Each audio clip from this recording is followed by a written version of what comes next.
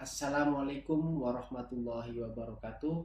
Perkenalkan, nama saya Fahmi Hakim. Saya merupakan dosen tetap non-PNS Prodi Sarjana Departemen Teknik Geologi Fakultas Teknik Universitas Gadjah Mada dengan NUPTK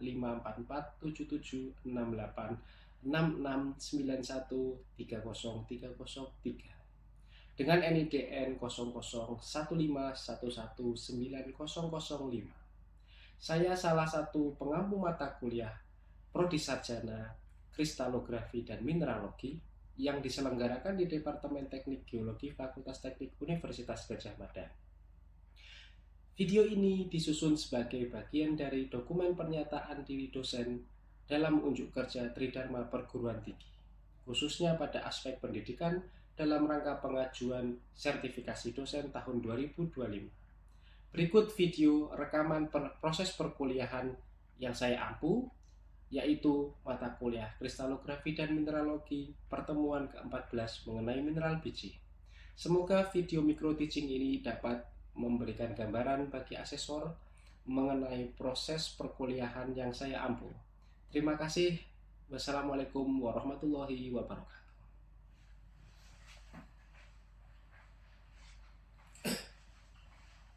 Warahmatullahi wabarakatuh.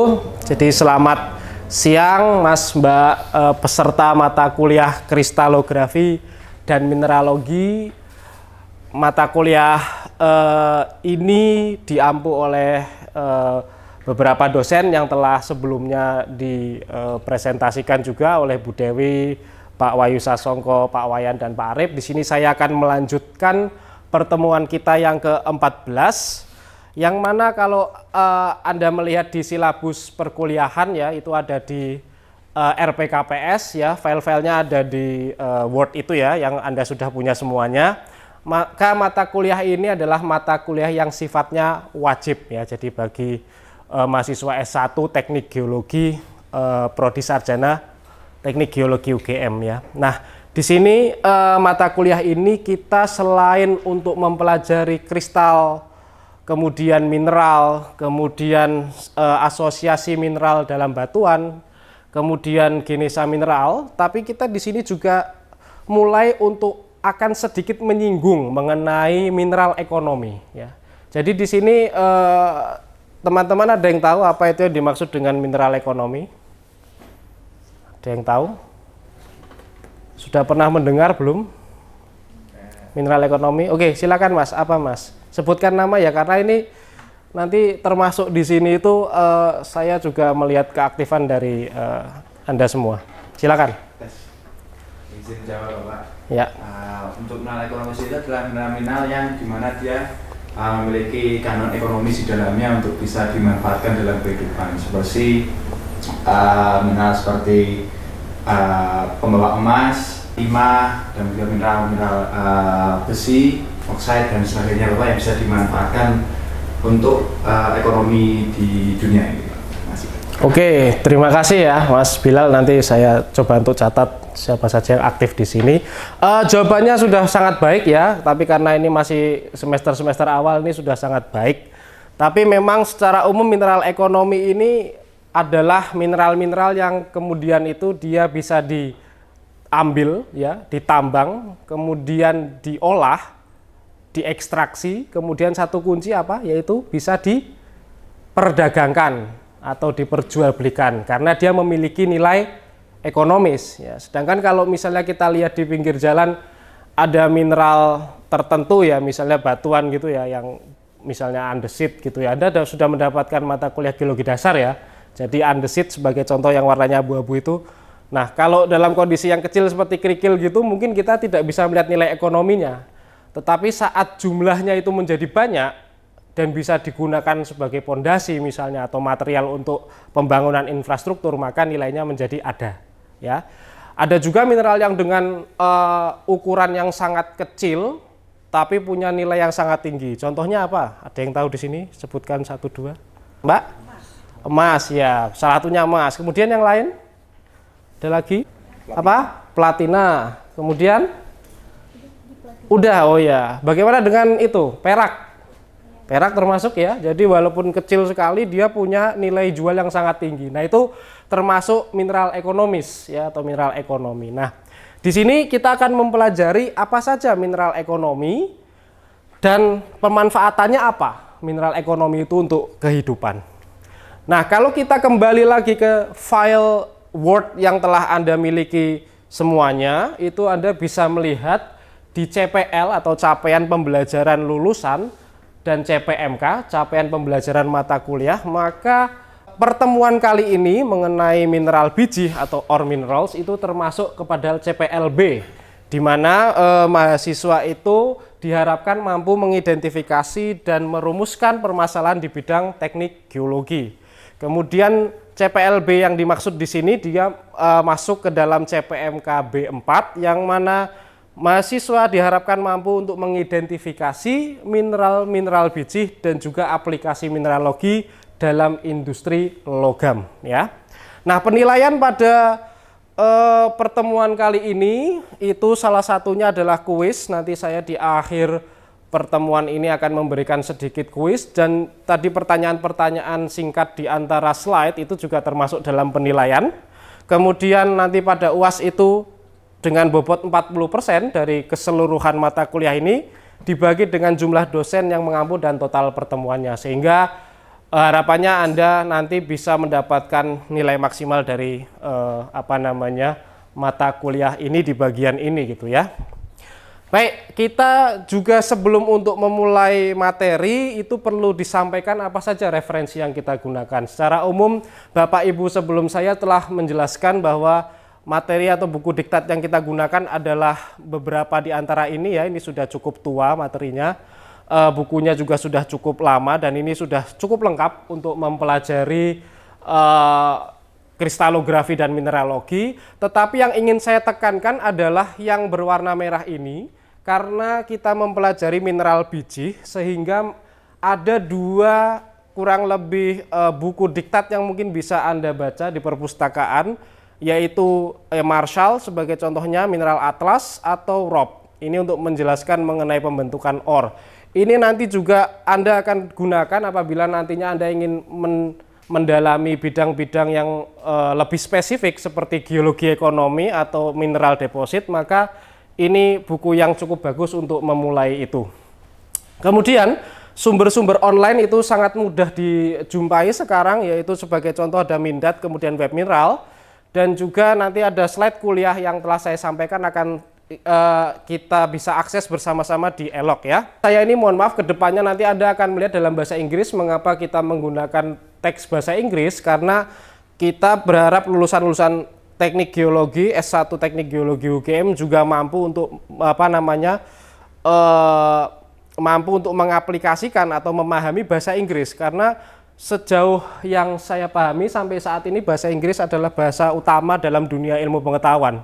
Jadi jurnal-jurnal, publikasi, kemudian buku diktat yang kita pelajari rata-rata bahasa Inggris. Sehingga saya membuat slide dalam bahasa Inggris, tapi akan saya jelaskan dalam bahasa Indonesia ya. Oke, jadi semua unsur-unsur di sini itu kalau Anda melihat itu bahkan alkali itu termasuk logam ya. Alkali termasuk logam, kemudian alkali tanah juga termasuk logam, transition metal di sini juga termasuk logam, lantanida dan aktinida ini adalah mineral logam.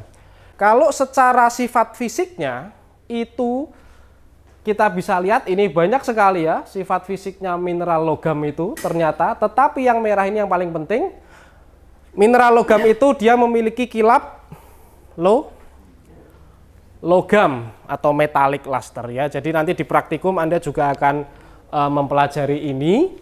Kemudian dia konduktor yang baik untuk panas dan juga untuk kelistrikan ya.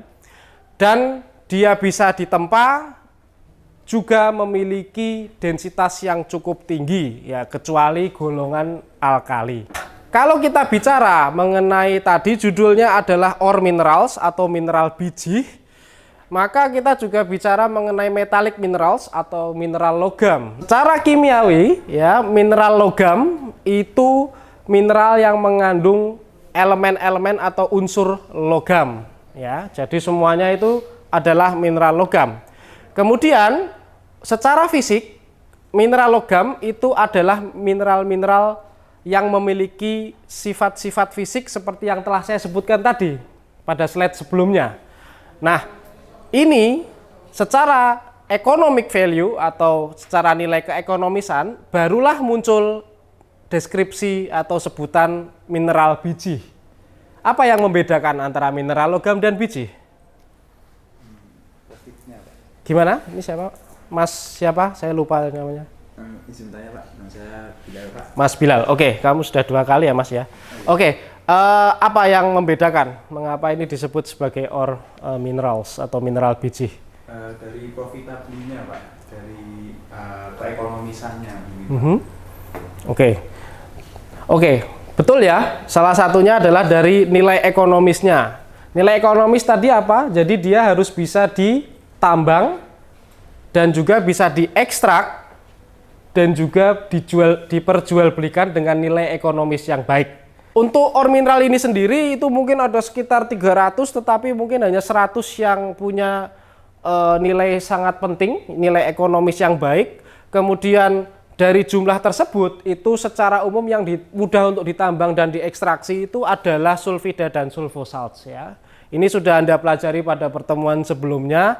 Dan yang paling penting tadi ada 2 faktor utama untuk menentukan kapan mineral logam itu bisa kita sebut sebagai mineral mineral biji. Itu yang pertama adalah kemudahannya dia untuk dipisahkan dengan pengotornya atau gengnya, ini pengotor ya. Kemudian dia juga mudah untuk dikonsentrasikan ke smelting ya, untuk proses smelting berikutnya.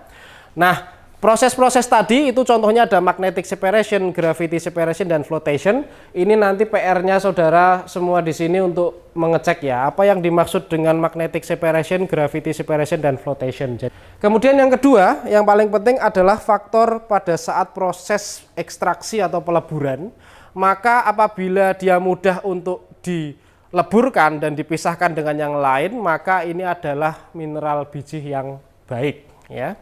Jadi itu 2 ya, yang paling penting. Ini mungkin nanti akan keluar di ujian, jadi harap untuk dicatat. Nah, kalau sebelum kita memulai tadi saya sudah mengintroduction sedikit dengan pertanyaan mineral-mineral apa saja yang terkenal pada komoditas-komoditas tertentu, maka kita tidak akan lepas dengan persebaran mineral-mineral dan komoditas ore atau biji di seluruh dunia.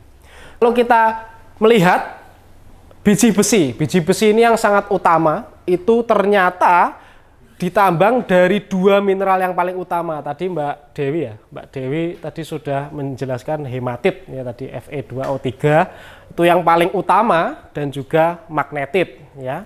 Kemudian yang berikutnya selain dari hematit dan magnetit, kira-kira ada lagi nggak mineral lain yang mungkin bisa diambil biji besinya? Apa? Nah, ini bisa dibaca ya, ada gotit, ada siderit. Nah, siderit ini karbonat ya, jadi dari karbonat saja kita bisa mengambil besinya. Nah, secara umum produksi biji besi yang terbesar di dunia itu negara apa? Ada yang tahu nggak? Australia. Australia, ini Mas Bilal aktif sekali ya, Australia. Apakah benar? Mari kita lihat di slide berikutnya ya. Ternyata benar ya. Australia, karena Australia itu sangat kaya dengan banded iron formation-nya. Seperti yang saya berikan gambarnya di sini, ini di Western Australia, ini besi semua ya. Ini hematit, magnetit, kemudian limonit dan lain sebagainya. Ini di sini semua ya. Nah, ada juga yang lain bentuknya selain dari batuan primer seperti ini, dia juga berbentuk pasir ya. Kalau batuan tadi itu terlapukkan, kemudian dia tertransportasi ya, kemudian terkumpul di suatu wilayah, maka kita bisa menambang pasirnya. Sebagai contoh di Yogyakarta ini kita menambang kira-kira kalau ada pasirnya yang ada besi-besinya itu di daerah mana kira-kira? Gunung Kidul, Kulon Progo, atau Bantul? Ada yang tahu? Yang dari Bantul? Ada nggak biji besinya di situ atau mineral-mineral yang kaya akan besi? Ada ya. Kalau pantainya warnanya pasirnya itu gelap, hitam, abu-abu gitu ya, itu biasanya kaya akan besi. Tapi kalau Gunung Kidul contohnya pasir yang pantai putih itu lebih banyak material-material karbonat ya. Jadi kita punya juga ya di sini endapan biji besi ya. Sebagai contoh dekat dengan Yogyakarta ada di Kulon Progo, ada di Bantul ya. Tapi Gunung Kidul agak jarang. Nah ternyata Indonesia di sini nggak ada ya. Indonesia nggak ada ya. Sangat disayangkan Indonesia nggak ada, tapi nggak apa-apa. Karena kita sebenarnya punya yang lebih baik, yaitu contohnya adalah di tembaga. Di tembaga ini ternyata biji tembaga Indonesia muncul di sini, walaupun hanya 3,7% ya. Yang paling tinggi apa? Chile. Chile itu negaranya kecil, ya nggak terlalu besar, tetapi panjang sekali ya, utara selatan ya. Kalau Anda melihat itu di Amerika Selatan, dia sangat panjang sekali dan itu sepanjang busur vulkanik. Sehingga di situ di sana banyak tubuh-tubuh batuan porfiri, penghasil tembaga dan emas. Jadi Chile itu sangat kaya tembaga ya. Nah, kemudian kalau kita kembali lagi ke tadi Indonesia punya apa lagi, maka Anda bisa melihat selain dari tembaga, Indonesia juga memiliki potensi yang bagus di biji aluminium. Ya, kita punya tambang bauksit yang cukup besar, misalnya di Kalimantan Barat ya, itu menghasilkan biji sekitar 4% dari total cadangan biji aluminium di dunia. Jadi Indonesia punya potensi yang baik. Kemudian kalau Anda lihat juga untuk emas, ternyata Indonesia juga di sini punya potensi yang baik, sekitar peringkat berapa ini ya? Peringkat 8 atau 9 ya. Mungkin cukup besar ya Indonesia, dan yang penghasil terbesarnya ada di tambang di Papua. Ada yang tahu namanya? Grasberg ya. Itu Freeport yang mengelola saat ini. Nah, itu menghasilkan emas yang cukup tinggi. Ditambah juga tambang-tambang yang lain seperti epithermal. Pada endapan epithermal nanti Anda akan mempelajari apa itu endapan epithermal di perkuliahan mata kuliah semester-semester berikutnya. Kalau Anda melihat di sini mineral biji timah, Indonesia ternyata sangat bisa dibanggakan karena ranking 2 dunia dengan produksi yang luar biasa besar ya, 80.000 ton. Di sini kita itu mengambil timah itu dari mana? Ada yang tahu? Dari pulau apa? Ada yang tahu? Pulau Sumatera ya. Mungkin yang paling tepatnya paling banyak ada di Bangka dan Belitung ya. Itu ada PT Timah di sana, dan ternyata produksi timah kita di bagian barat dari Indonesia ya, di daerah sana, di daerah Sumatera dan Selat Karimata, misalnya selat di antara Pulau Kalimantan dan Pulau Sumatera, di sana produksinya sangat tinggi dan kita punya potensi yang sangat bagus. Nah, selain dari biji-biji yang telah saya sebutkan sebelumnya, maka kita juga memiliki biji-biji logam yang lain, sebagai contohnya manganis atau mangan Mn dan juga litium ya. Jadi sebagai contoh, kalau biji mangan, mineral yang utama itu biasanya tergolong pada kelas oksida ya, atau hidroksida. Oke, sampai sini ini contoh-contohnya. Ada rhodonit, kemudian manganit, ini mangan hidroksida. Lepidolit tadi apa? Mika ya, litium mika. Kemudian rhodochrosite, ada yang tahu? Ini mangan karbonat. Yang ini tadi mangan silikat ya. Pyrolusite mangan oxide, dan spodumen ini silikat juga. Menghasilkan apa spodumen? Ada yang tahu? Litium ya. Oke. Nah, sekarang untuk mengakhiri sesi mata kuliah pada siang hari ini, maka seperti yang telah saya sebutkan di awal, kita ada kuis ya. Nah, ini kuisnya sebenarnya nggak terlalu ribet, tetapi saya akan coba untuk bisa memberikannya dengan baik. Harapannya nanti silakan mengacungkan jari ya. Sekarang kalau saya tanyakan ada mineral gipsit bohmite diaspor, ini kira-kira unsurnya apa yang ditambang atau elemen apa yang kira-kira menjadi komoditasnya? Ada yang tahu? Silakan ya, Mbak siapa? Prita. Mbak Prita. Silakan pakai mic-nya karena mungkin dari belakang nggak kedengeran teman-teman. Aluminium, Pak. Aluminium, apakah benar? Kita lihat ya. Ya, benar ya, aluminium. Ya. Kemudian steel. Nah, ini kok makin sulit ya. Ini tadi kan kelihatannya mudah ya. Bauksit gitu ya. Semua orang tadi udah dengar penjelasan saya itu aluminium. Kemudian kalau beril apa kira-kira? Silakan, Mas Bilal lagi ya. Apa Mas Bilal? Berilium. Berilium, apakah benar ya? Ada yang berpendapat lain? Belum ada? Maka kita lihat ya, apakah benar? Ya, benar ya. Berilium. Kemudian bornit, cuprite, kalkosit, kalkopirit. Ya, silakan Mas. CU. CU itu apa? Tembaga. Ya, terima kasih. Kemudian berikutnya, nah, sinabar. Ada yang pernah dengar sinabar? Ya. Apa itu? Silakan, nanti saya catat namanya. Saya capture ya, ini nama-nama nanti akan saya tambahkan dalam penilaian ujian. Silakan Mbak di belakang. Merkuri, ya betul ya, merkuri. Rumusnya apa? Formulanya? Oke, setengah benar. Ada lagi yang lain? Ya silakan, Mas Bilal. Merkuri, Pak. Ya merkuri benar. Rumusnya? Hah? HGS, ya betul. Tapi maksud saya merkuri itu apa ininya? Formulanya kan Hg saja kan? Ya Hg. Mas? Ya. Siapa namanya? Prima. Prima, ya. Apa Mas Prima? Kalau kasiterin kurang lebih SN 5. Ya betul, nggak usah kurang lebih Mas, itu pasti ya, timah. Kemudian untuk akantit, ada yang tahu? Apa Mbak? Perak, betul ya, perak ya, dia sulfide ya, sulfide-nya perak. Kemudian kurang satu nih, penlandite. Apa Mbak? Nikel, ya betul ya.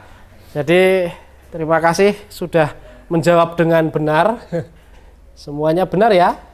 Ada ilmenite, rutile, carnotite, uraninite, dan sphalerite. Kira-kira apa saja komoditasnya? Unsur apa saja? Silakan Mas, kamu kelihatannya banyak membaca ya, silakan. Untuk uraninite carnotite itu uranium. Ya, betul. Kemudian, ya apa tadi ada yang? Siapa? Apa Mbak?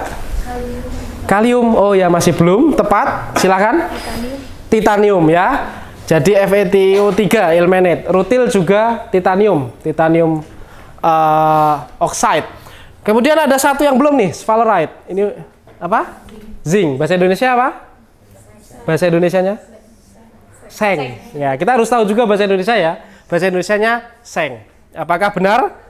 Benar. Ini salah satu hal yang mungkin kita harus persiapkan juga, karena ini nanti pada saat Anda memasuki dunia pekerjaan atau dunia ya profesional secara umum, maka saat Anda berkecimpung di bidang pertambangan atau geologi pertambangan atau bekerja di daerah-daerah yang berkaitan dengan endapan-endapan biji, maka beberapa mineral ini akan Anda sering dengar. Oleh karena itu ini sangat baik hari ini Anda untuk memulai untuk mengenal mineral-mineral biji seperti apa dan komoditasnya seperti apa. Baik, itu dari saya. Terima kasih dan selamat belajar. Untuk minggu depan kita bertemu lagi di mata kuliah yang sama dengan pembahasan yang berbeda, yaitu mineral industri. Sampai sini sebelum saya tutup ada pertanyaan terakhir, silakan. Pertanyaan, karena belum dapat pertanyaan yang cukup signifikan hari ini. Ada yang bisa bertanya supaya teman-teman bisa juga mendapatkan insight. Silakan, Mas, Mbak. Ada pertanyaan? Apapun boleh.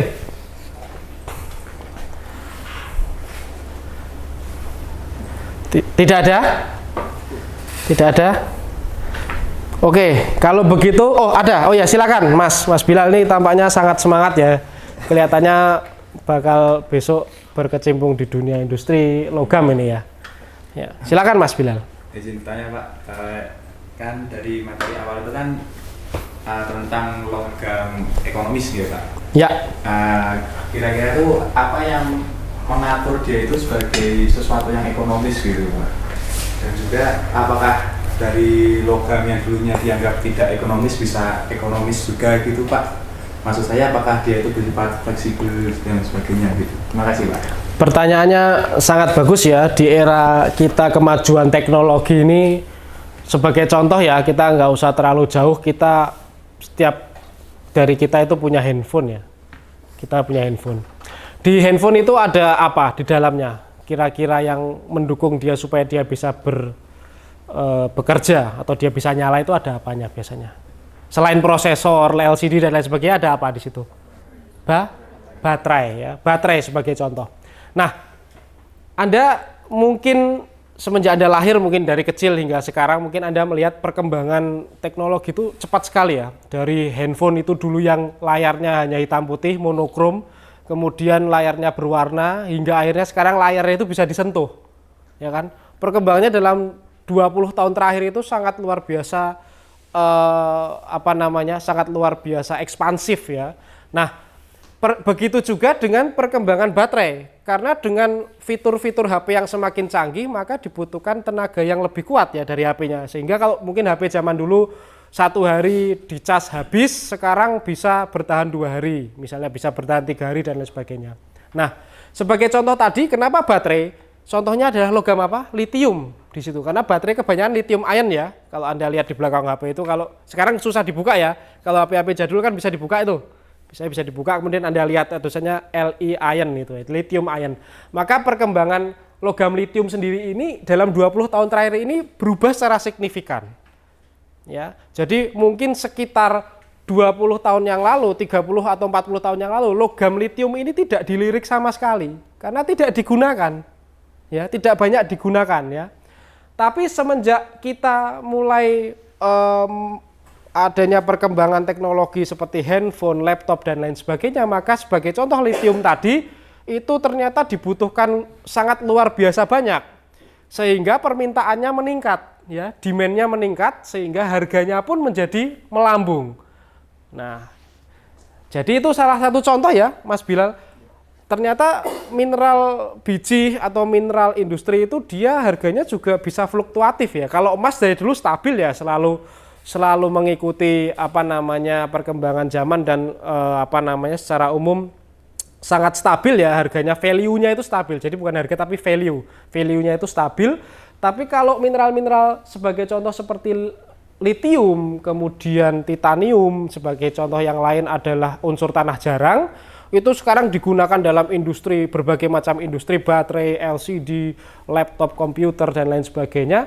Maka dengan demand yang tinggi, permintaan yang tinggi, harganya juga semakin tinggi. Ya, itu perkembangannya seperti ini. Nah, untuk kedepannya kelihatannya memang unsur-unsur kritis atau strategis itu juga sangat tinggi permintaannya, sehingga mungkin dari teman-teman di sini bisa nanti yang ada yang mau mempelajari mineral-mineral atau unsur-unsur kritis seperti titanium sebagai contoh, kemudian unsur tanah jarang, maka itu mungkin kedepannya punya prospek yang bagus kalau kita melihat trennya saat ini, itu ya.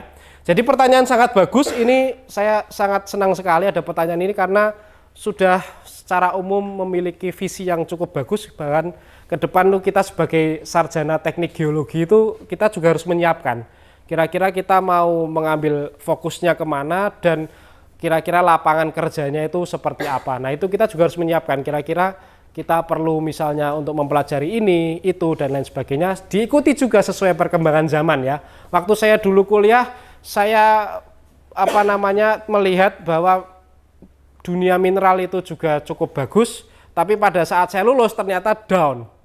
Jadi itu juga sangat fluktuatif ya di situ. Nah, sekarang juga dulu petroleum ya atau dunia perminyakan juga sempat down, sekarang juga mulai agak baik kembali ya.